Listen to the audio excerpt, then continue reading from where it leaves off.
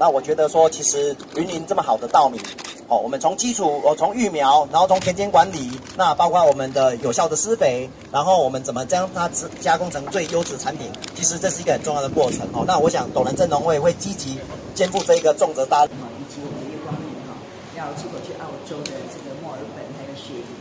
那尤其是定期的每个月大概都有2个货柜要出口那当然了，我们也希望除了这个地方之外其他像美国的市场或是日本、韩国的市场，我们都一样能够出去那除了我们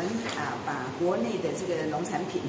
它的量跟价格能够稳定之外那我想我们如果能够打开国外的通路呢，我们都尽可能来帮农民做行销那打开更好的通路，那价格也可以非常有好优厚的这个价格了那产品我们也要有一个品质保证那我想我们斗南这几年来在我们张总干事以及我们现任这年轻的总干事大家共同的推销之下行销之下，在田间的管理还有这个整个的监控机制都做得非常好，所以我们现在的米可以说是非常优质，包括我们也愿意投入了像这次斗南镇农会也投入了3亿来把这个整个米的这个监工如何制造如何让它变成一个非常优质的米采取它最精华的这个部分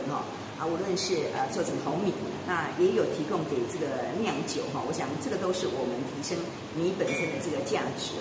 让它的这个销路呢更加的这个广泛我想这个都是我们非常努力在我们云林县的农特产品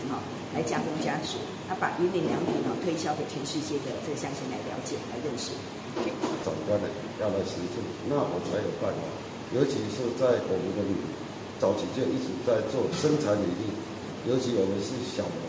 那其实它都没有竞争力，所以我一直在很在意，就是块状条状的什么